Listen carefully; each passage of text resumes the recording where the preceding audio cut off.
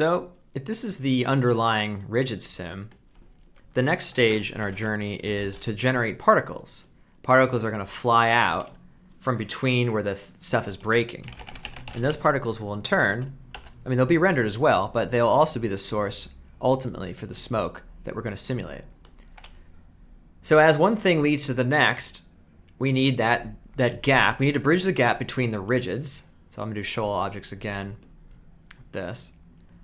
With the rigids, and then, well, where are the particles going to be? Where are they going to start from? In fact, yeah, we'll keep that on for a minute. Let's actually hide it now, though. Hide other objects. Press D in the viewport. Let's go back into dark mode. But let's object merge those rigids in. So we get the proxy ones. And here they are.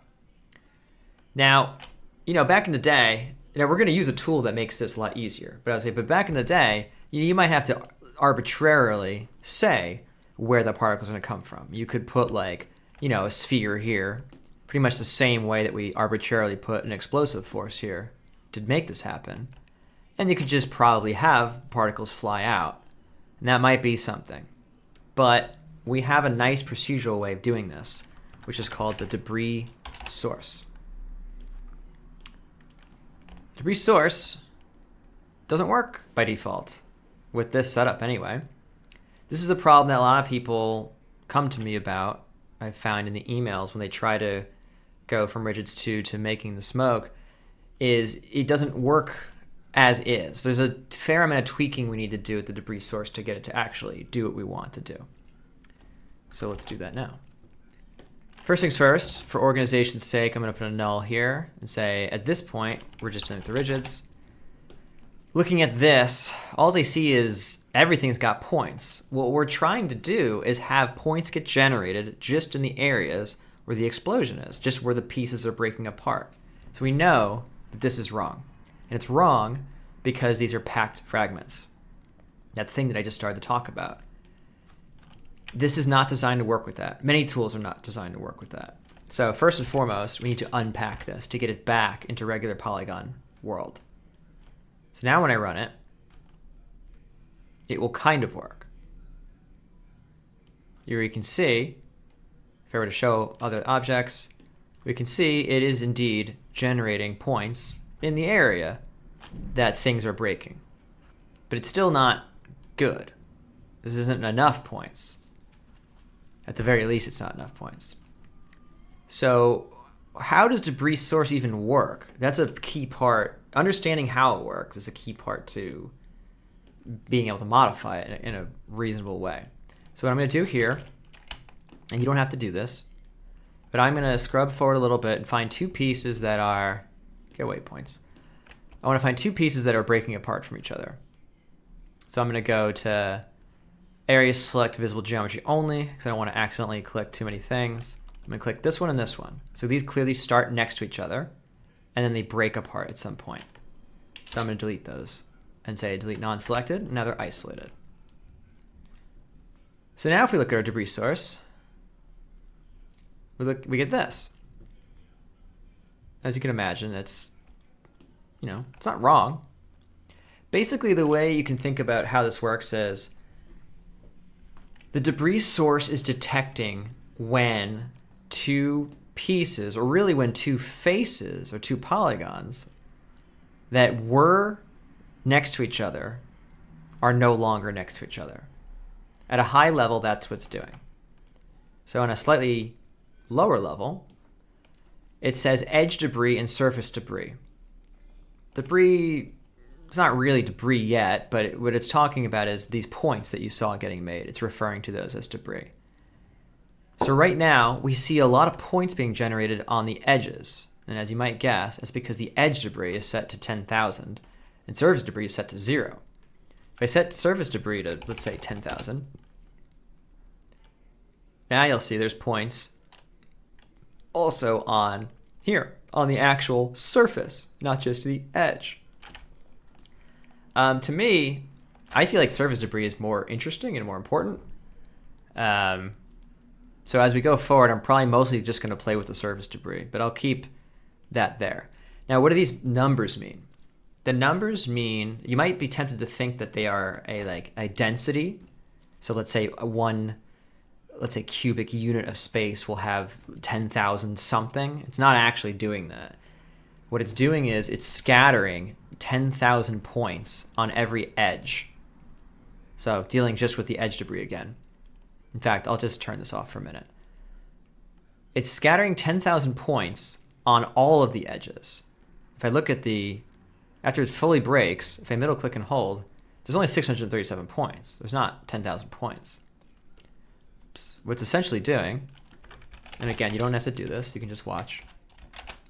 I'm going to do convert line to actually turn these into lines, and then if I did a scatter on that, 10,000, it's essentially doing this under the hood. In fact, you can go into it and take a look around if you want. It's pretty cool. So this is what it's doing. It's gathering all these points on it. It's doing it on frame 1, rest frame, which by default is just whatever your first frame is. So it's saying on the first frame, scatter 10,000 points. Look, 0.1 units for every point. Look 0.1 units around me and see what is the closest point within that 0.1, or at least the closest 10 points. But in any case, essentially think of it as what is the closest point within a maximum distance of 0.1 that is not part of my own piece. So all these little points all know that they're part of the same piece from that name attribute from before. So they all know where they're from, and they won't find each other. They'll only look for points that have a different name attribute, which is from the other piece. So where is that going to happen? Well, as you might imagine, it's going to happen where they're all pushed up against each other.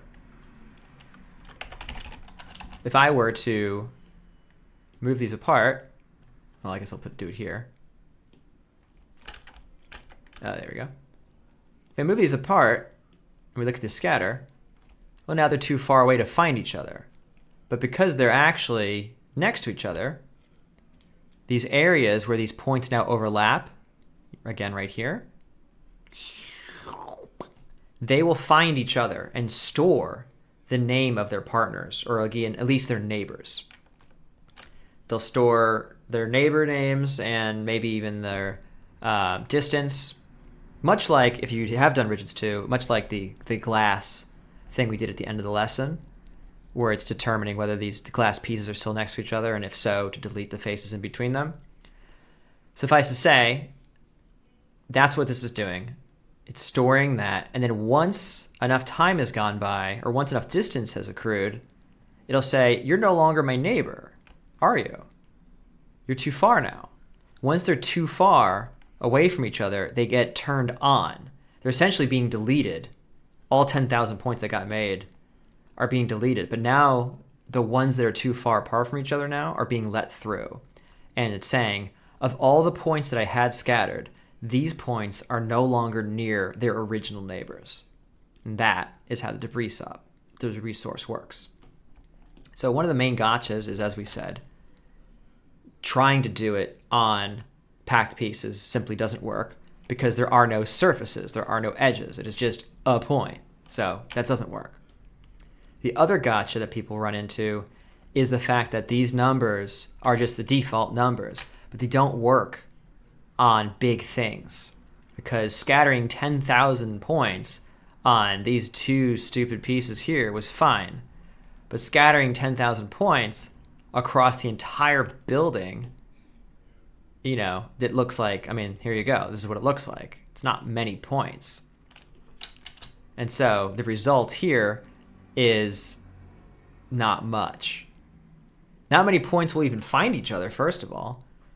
And even if they did, there just wasn't that many to begin with. So this number has to be increased. Even going to 10,000 here won't get you that much. These numbers need to be increased when you have a bigger building. And that's really all there is to it. So going to 100,000, for example, starts to look like this. This is much better already. By going an order of magnitude, by going 10 times as much, we get to this. Of course, it gets a little slower, but, you know, we need to do this. So it's essentially just a simulation that we may have to let run as well. Although it's still not that bad here. Here we are at 1,000,000 points. And that's not bad. But now we get it. It's working now. You also see for free, it'll do a little efficiency thing where it has a lifespan, where when these points are first broken, it actually records essentially the time that it's broken via its age. It's been broken for this long. And then it will just delete them after a certain amount of age goes by. You can just make the lifespan be 100 if you never want the points to go away. We can always process our points, and we will actually later on, and have them disappear faster ourselves based on an age without having to re-sim it every time.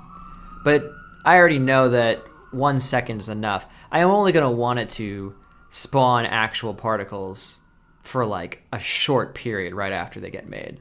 So 1 second's probably fine, and it'll keep our cache down anyway. So